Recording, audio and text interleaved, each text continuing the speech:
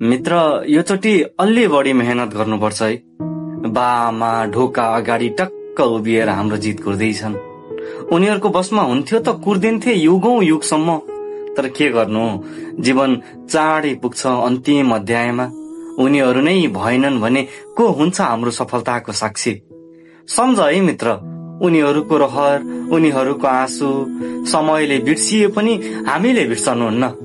Aramco लोभ कम गरौं, अलिकति थकाई सस्तो बेचौं न, अनि सपना महँगो किनौं न है मित्र। योचोटि बचत होइन, बलिदान जम्मा गरौं न। सपना किन्न जीवनको पसिना खर्च गरौं न है। किनकि यो सपना हो यार, हाम्रो मात्र होइन नि, उनीहरूको पनि हो, जो सपना देख्न सक्दैनन् तर हाम्रै आँखाबाट देखे जस्तै गर्छन्। योचोटि अलि बढी मेहनत गर्नुपर्छ है। त्यसैले मित्र, पछाडि फर्कने बाटो नहेरौं है। हेर्दै हेर्नुहुन्न, अगाडि हिँड्ने हिम्मत बनाइराखौं। योचोटि हराउनुहुन्न तिमी र म यो सपनाको सहरमा। योचोटि हार्नुहुन्न तिमी र म आफ्नै रहरमा। मित्र, योचोटि अलि बढी मेहनत गरौं न है।